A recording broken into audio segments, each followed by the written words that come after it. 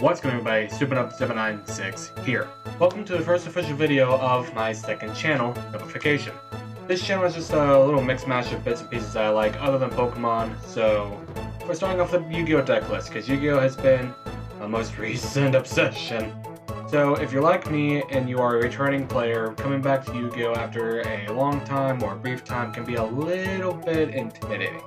Mainly because the game probably has changed a bit or a lot since the last time you played it. I picked up the game when I was about, 6, back in like 2003, 2004, something like that. And I dropped the game in 2015. I came back literally October of 2021. And the game has changed a lot since the last time I played. And if you're like me and you like the old school nostalgia of Yu-Gi-Oh! Things can get a little bit messy when making a deck. You'll take your old cards, you'll throw something together, you'll look up what is okay to use, what isn't okay to use, and you just go into locals and you get your ass handed to you. Don't get me wrong, you're still gonna get your ass handed to you because everyone's been playing this game since it came out and their decks cost $1,000. But pushover. You want to be able to go into the deck that can win, tactics that you know, and if you're like me, you want to mix in a little bit of the new stuff so you can kind of understand how the game is played now. So I put together the best deck that is for returning players to Yu-Gi-Oh! In my opinion. And that deck is none other than the man himself, Exodia. Now, if you are familiar with Yu-Gi-Oh! You know that it can be costly to play this game. This deck, I'm about to show you, roughly $50 to $60 depending on the rarity and the condition of the cards you buy. And don't worry, I'm going to go over this deck in detail, and I'm going to show you guys how this deck is used. It's got some new cards, it's got a lot of old cards, and the best part is, it's cheap as shit. And you'll know exactly how to use it. Even if you're new to Yu-Gi-Oh!, this is a pretty good starter deck. Better than any starter deck or structure deck you can buy on the market today. So, let's get into the deck list. So this is the Exodia deck. You may notice this bottom row here, and well, you can't really see it, my face is in the way. But if you are familiar with these cards, then you'll see this bottom row, you think, what is happening? Don't worry, we'll get to that in a minute. So the first thing you need is the main man himself, Exodia. You need 5 pieces. And yeah, these things can go for pretty cheap, all things considering.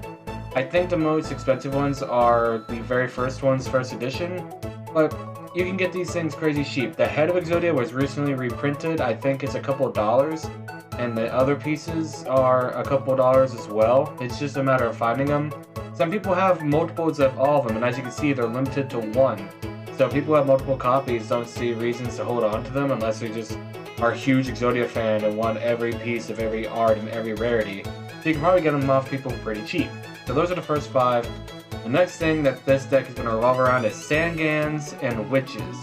Now, if you like me, you understand Sangan and Witches very well from the show. Sangan, now keep in mind, these cards have been rotted.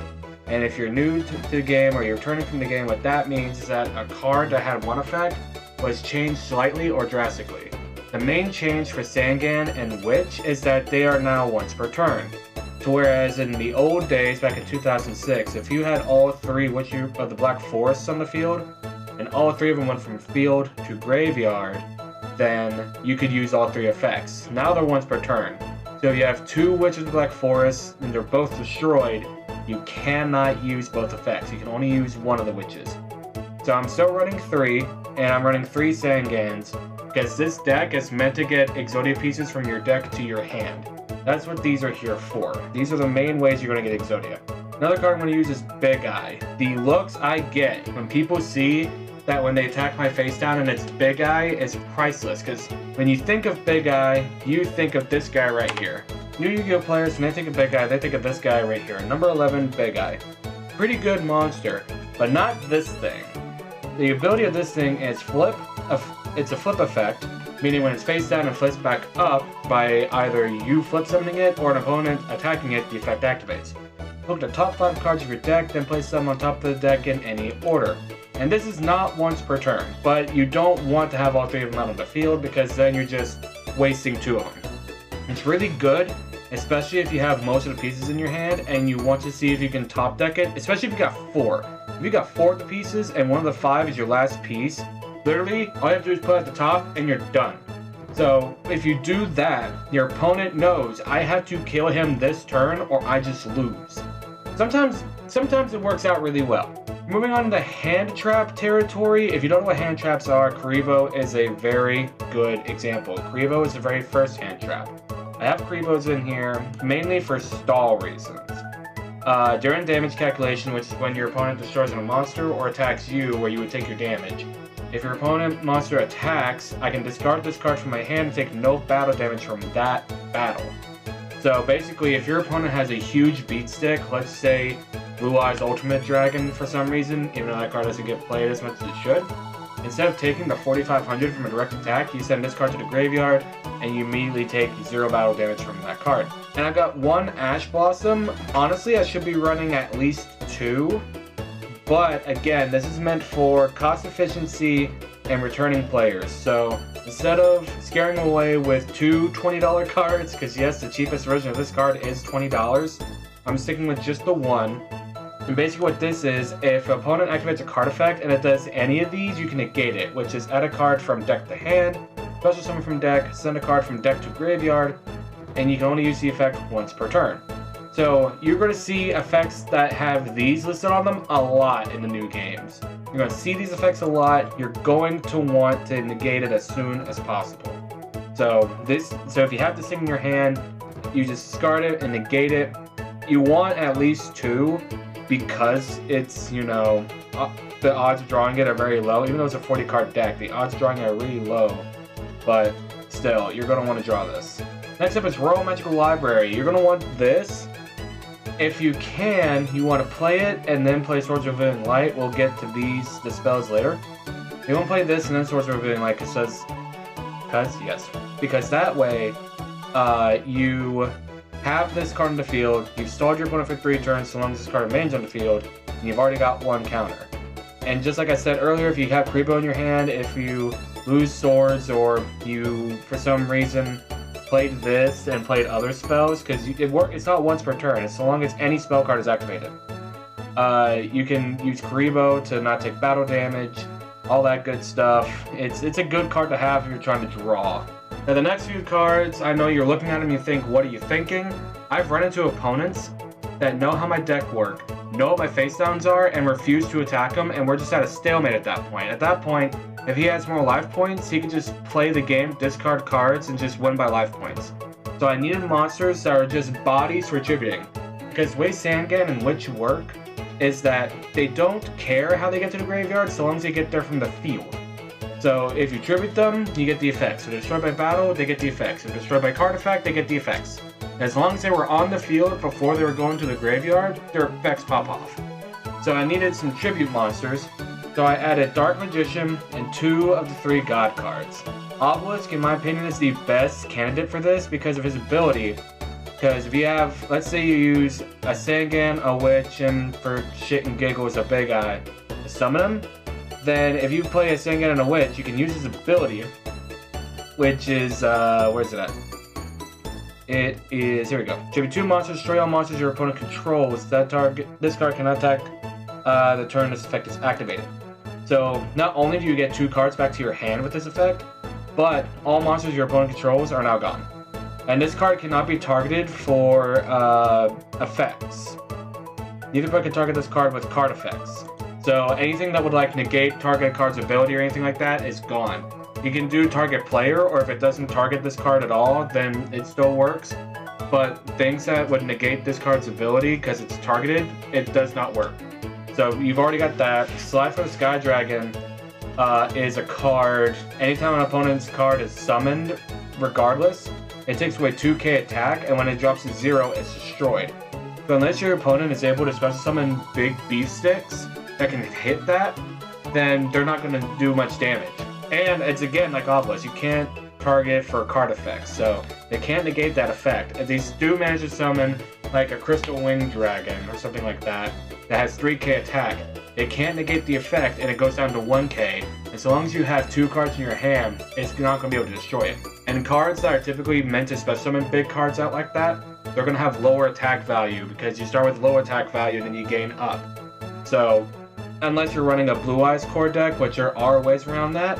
But even then, a Blue Eyes is going to go down to 1k. So long as you have 2 cards in your hand, you're going to be fine. We're getting into some new cards now. Pot of Extravagance. This is probably going to be one of the more expensive cards. This card is $13. The cheapest version of this card is $13. And basically what this is, you're going to banish between you're going to banish 3 or 6 cards from your extra deck, which if you're old school and haven't played since the beginning is the Fusion deck. They renamed it to the extra deck because there are more cards and fusions that go in there now. And if it goes through, you can draw 2 cards. This card has to be used at the beginning of your main phase, 1. So if you're unfamiliar, it goes main phase, battle phase, then main phase 2. This has to be the first thing you do on main phase 1 or else it does not work. So unless your opponent negates this card, you send 6 cards. And the reason I got all these in here, the fusion deck doesn't matter for this.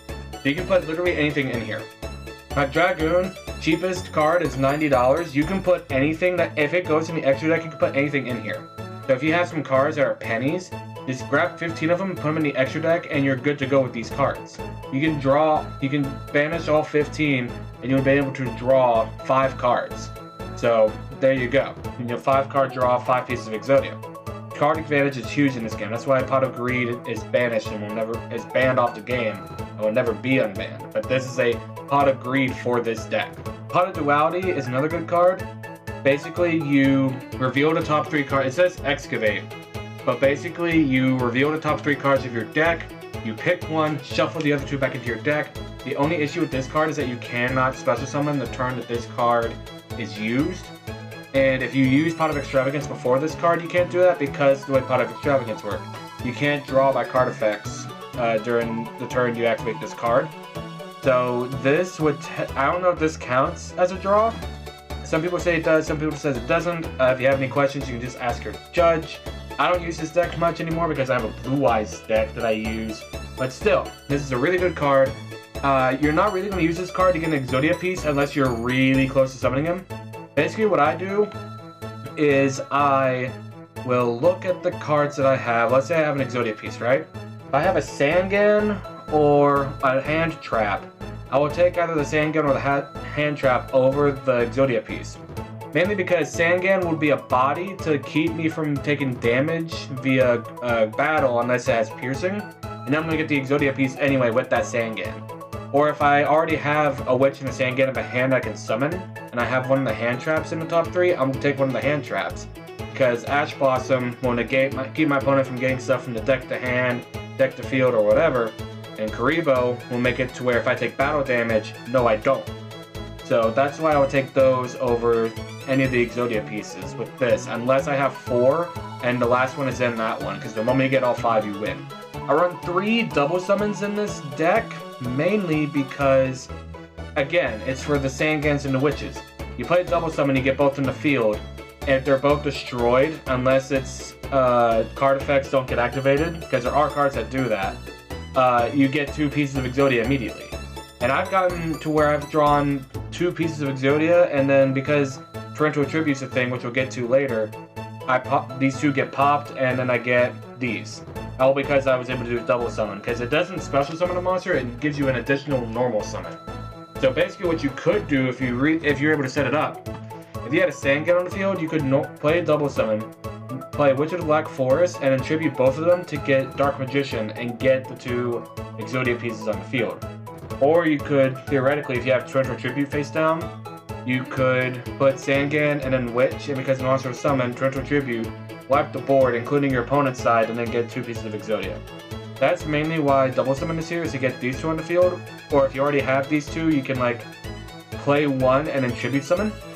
Or if you have like, let's say you're not close to getting Exodia pieces, but you do have a God card in your hand, you can double summon, play another card. Like if I had Karibo, honestly I would play Karibo, double summon, and then tribute summon the Obelisk or Slifer if they're in my hand. That's honestly what I would do. Next is Swords of Revealing Light. If you're from the original card game, you know what this card does. Your opponent cannot attack for 3 standby phases, and as long as this card remains on the field. It is not a continuous not trap card. It is not a continuous spell card. However, it does stay on the field for 3 standby phases, your opponent's standby phases, I should say. but the reason you want 2 of them is because they're easily destroyed.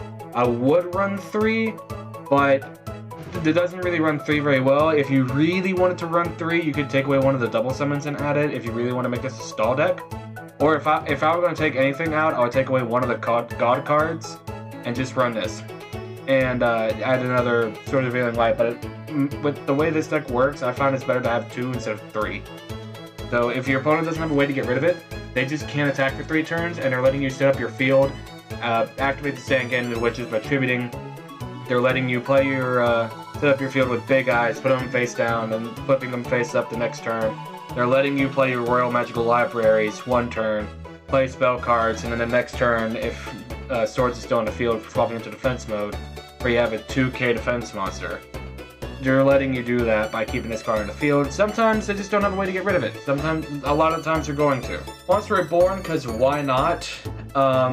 You're able to not only bring back Sangan, Witches, Royal Magical Libraries, because it's special summons, you can put them in attack or defense face up. But if your opponent has a big beat stick that you want from the graveyard, you can summon it on your side and get them in a world of trouble and stuff like that. It's just a good card to have.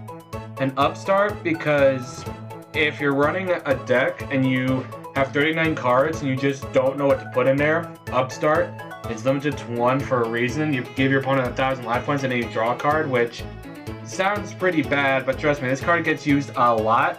And in the grand scheme of things, you're not looking to win by taking your opponent's life points down to 0. You're looking to win by getting Exodia. So your opponent could have 90k life points, but if you get Exodia, you win. So that's a fair trade-off in my opinion. Moving on to the traps, I'm only running 5 traps. I know traps are dead in Yu-Gi-Oh! And this is why. Torrential Tributes. Basically, like I said earlier, if your opponent summons a monster, it destroys not only their side of the field, but yours. But if you have Sangans and Witches on your side of the field, their effects do activate as long as they're on the field, and you get your Exodia pieces that way. I have won a couple of games by doing this, and I'm going to explain why I only say a couple at the end of the video. Jar of Greeds is very simple. It's a very nerfed Pot of Greed. You put this face down, your opponent's draw phase, you activate it, and you get to draw 1 card. It'd be really funny if you had all 4, and because of Jar of Greed, you drew your 5th piece. It works really well in tandem if you have it. Use Big Eye to look at the top 5. Let's see, at the top, you had 4 pieces of Exodia. You just need the 1 piece. Big Eye, flip effect, you put the 1 piece on top of your deck, you put Jar of Greed face down, opponent's draw phase, Jar of Greed, assuming they don't Ash Blossom it, you draw, you get all 5 pieces and you win on your opponent's turn. And again, the extra deck does not matter what you put in here. My favorite card is the Red Eyes Black Dragon, so I just put a bunch of Red Eyes fusions on here. My actual extra deck is just full of random fusions that I thought looked cool. I got Dark Paladins, if you remember that. I got Thousand Dragon, Blue Eyes Ultimates, Ultimate Nature Gear Golems, just a bunch of mix mash. It really does not matter. If you have a bunch of really shitty fusion cards from Legend of Blue Eyes, because let's be honest, Legend of Blue Eyes had a lot of shitty fusions, you can just throw those in there, and when your opponent looks at your fusion deck, they wonder, what the hell are you thinking running these cards? But it will all make sense to them once you start playing. There are cards that you can put in the fusion deck that actually work for this deck. For example, Link Karibo is one of those cards. It uses a level 1 monster. You can put a Karibo on the field, send it to the graveyard, and get this. And then whenever your opponent's monster declares an attack, you can make that attack 0. So if you have a Sangan, you can make your opponent lose 600 life points if he attacked in defense position. Or you have Royal Magical Library, you make it go down to 0. And if for any reason your opponent wants to attack, he gets to redeclare the attack once Link Karibo's gone. And he'll lose 2k, and then your Magical Library is now face up on the field. And any spell cards that are played, he now starts getting tokens. Link Karibo's a good choice. Mainly a lot of Link monsters, some XYZ monsters that are 4 and 3 star work good. I can't think of any examples on top of my head because there's just so many. There's so many monsters that can work really well with this deck and go in here. But again, this is for returning players. For returning players, I would highly suggest just putting random stuff in here that you have in your shoebox, in your closet, or whatever. and just running that, and you slowly have those as fuel for Pot of Extravagance. And that is the Exodia deck. I'm going to show you guys in a bot battle exactly how this deck works now. Now for this deck, I am going to be having him use a more casual deck, because I will explain in a bit why this deck, you're going to lose with this deck if you try to go up against locals, and I'll explain that at the end of the video. But for right now, we're going with a casual deck. Oh wait, that's what this video. We're going to be going with a casual deck. In this deck, you do want to go first. That is a Max C. I don't know why I'm using Max C. So first thing we're going to do, like I said, double summon. We're going to double summon. We're going to set our Witch and our Sangan, because we already drew one piece of Exodia. When these two cards are gone, we'll have 3 pieces. Then the bot's going to go. This, to my knowledge, should be a Blue Eyes deck, unless I just mess something up.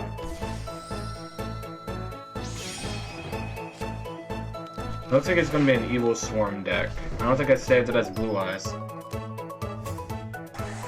So as you can see, the Sangan pops off and I get a piece of Exodia.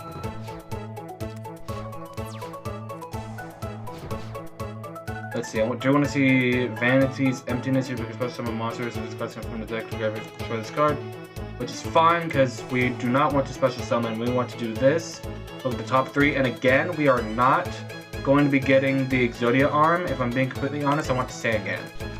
So we got Witch in the field still. I would put down Big Eye so I can see the top 5, but honestly, if he attacks the Witch, if he summons another monster, attacks Big Eye and then the Witch, it just undoes it. So I'd rather have Sangan on the field.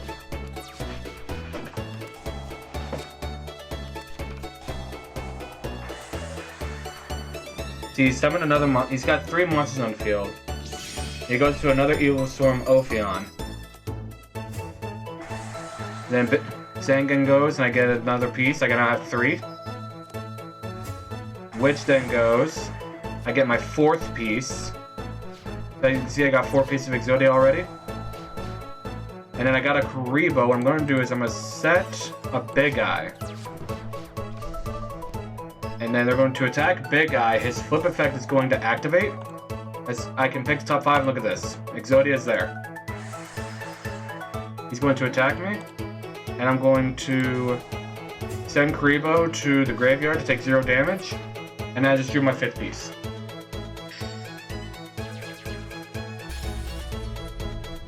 This deck can win, so long as your opponent doesn't have a lot of negates. This was against a more casual deck, but I will show you guys what happens when you face off an actual meta deck.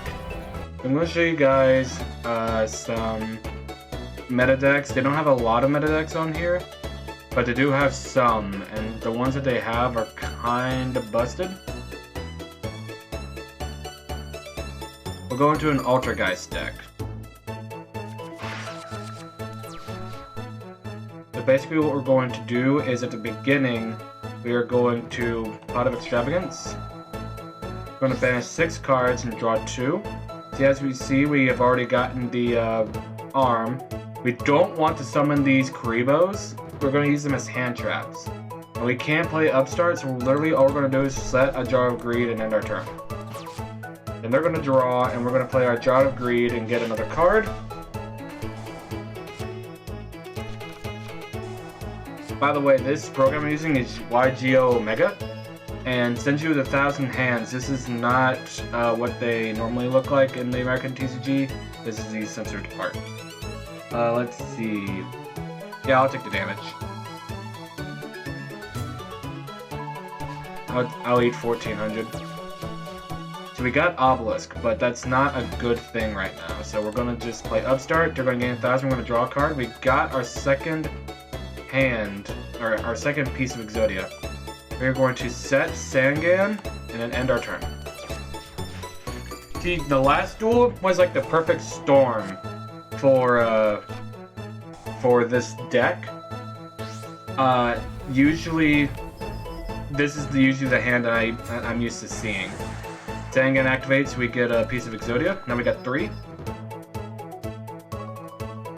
And I will not do that. I would rather use this when we take 33.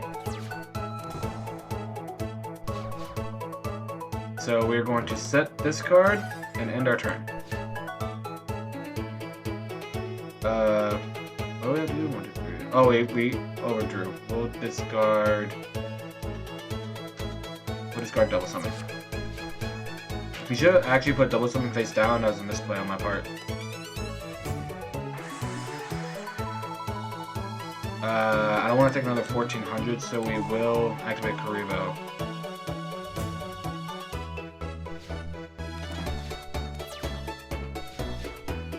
As you can see, this is the problem with this hand. Sometimes you can just brick because your objective is to get 5 pieces, and right now we're just getting tribute monsters instead of stuff we can actually play. So I'm actually going to end my turn because we got an extra Karibo. We can use it on Nekraz's attack and take no battle damage from it. I won't use it on 14. I'll use it on 33. Yes, I will activate Karibo.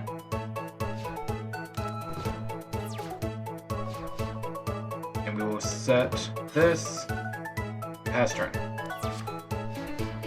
See, the best thing that could happen is if we draw a witch and then set it, and then we can get the last piece of Exodia that we need. That would be the best thing we could get that would happen to us right now. Keep in mind, this isn't a crazy meta deck either. Alright, so we drew a Pot of Extravagance, so we can banish 6 and draw 2. It's unfortunate that this is our 2. So what I'm going to do is I'm actually going to set Big Eye in the hopes that we can live this turn and we can see the top 5.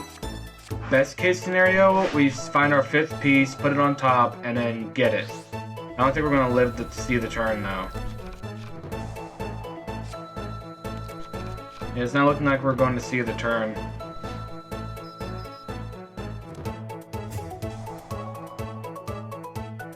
Yeah, you see, we didn't even get it. We'll put that on top, because we'll be able to draw 2. Then we'll put Big Guy. No, we won't put Big Guy. We'll put Twin Tribute and Ash, and the rest doesn't matter. See, we're not going to be... This is the problem with the deck. I got 4 out of the 5 pieces, which is really close. It's just unfortunate. Because, again, this is not a big meta deck. This is... It's a cool deck, and it'll get people talking about you. People were scared of this deck. Mainly because of Exodia. That's the main reason people were so scared of this deck. And it's the dreaded T set. Nobody wants to see the dreaded T set. See, that's why I had the Ash Blossom to stop that. I get a piece of Exodia. See, I drew another piece. Normally you don't want to do that, but now I can banish another 6 and draw 2 more. Okay, so I can activate Pot of Duality. And the card I want is... I'll take a Swords. So I'm going to activate Swords of Revealing Light. I'm going to set this. I'm going to play Double Summon, and I'm going to set this.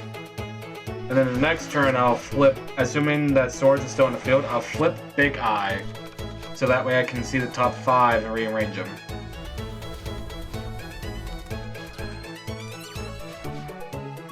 So we'll set this, we'll flip over Big Eye, flip the top 5. See, one of them is an Exodia piece. So I think what I'm going to do is... I'm going to do 1, 2... I'll do 3, 4, and 5. And then from there, I'll end my turn.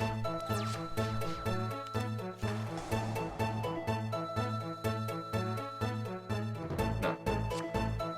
I'll wait until he gets some of his big boys in the field, and then I'll play Trintle. I'd say that classifies as a big boy. That activates. That kind of undid Big Eye's thing, but that's fine. I'd rather undo Big Eye as opposed to let him have a big-ass field. I can now play Pot of Duality. I have 3 choices. I'm going to choose Pot of Extravagance. I can't play it this turn because I just got it. It has to be done at the beginning. So at the very least, he can't attack me because of swords. So that was the last turn we could do swords. We just drew another one, so we're going to do that. Draw 1 more. Then we're going to play swords again and set Big Eye. I would end the video after the first loss, but I want to show you guys it's possible for this deck to win against other meta decks. So we flip over Big Eye, we look at the top 5, oh look at that. We'll do that, and that, because it really doesn't matter, because so long as we can survive this turn, we win. We still have 8,000 life points, so I'm not scared to take damage. And again, this is a bot. If this were a real person, they'd be more cautious, but if this were a real person, the moment they saw I was playing Exodia, they would be more cautious and try to end the duel right then and there. Because the moment they would see 1 card to the front and then me just set it down, they probably in their mind, because I got 4 cards, their mind's gonna go, that's Exodia. Because people are so scared of Exodia. A bot isn't scared of Exodia because they don't know what it does. They don't know what Exodia is. They're just going through the motions. But it is possible for an Exodia to win a more competitive deck. It's just less likely. And that is my Exodia deck profile. And like I said, the entire deck that I just showed you guys is right here. I just don't have the setup to actually, you know, sit down and do what all the professionals do and show you the exact cards. But the exact deck is right here. I'm running, like I said, I'm running Exodia, I'm running my Pot of Extravagances, the play set, all that good stuff. Again, the extra deck does not matter what you have in there. You could have a $1,000 card in here, you could have a penny card, you could have a card that you crunched up in your fist, does not matter. All that matters is that you have 15 cards in your extra deck to have full utilization of Pot of Extravagances. As we saw, we used all 3 Pot of Extravagances in that duel, and we were able to draw 5 cards because of it. With that being said, if you guys enjoyed the deck list, I hope you liked the video. Make sure to comment below what other decks you want me to go over. I have a Pyramid of Light deck that I do that's just kind of funny, and I have my actual competitive deck that I've been playing with for a while now. It's not completely done. I literally need like 2 more cards and then it's done. But just nobody has that card, and I don't want to order a card that's 2 dimes. So I'm just kind of rocking with it right now. Make sure to go down in the description down below and click on all my links. Follow me everywhere. Follow me on my main channel where I post Pokemon content. Follow my Twitter where I post all my garbage opinions. Follow me on TikTok where I post skits, Yu-Gi-Oh related, Pokemon related, any content that I really want to, kind of like how this channel is going to be. And I have a Twitch where I live stream Monday, Wednesday, Friday, and Saturday. And I have a VOD channel, Superman VODs, where if you miss my Twitch streams live, but you still want to watch the VODs, I'm uploading every VOD over on YouTube over there, because Twitch does not like keeping your VODs if you're not partnered. And with that being said, I'm out of here. Take bars, little man.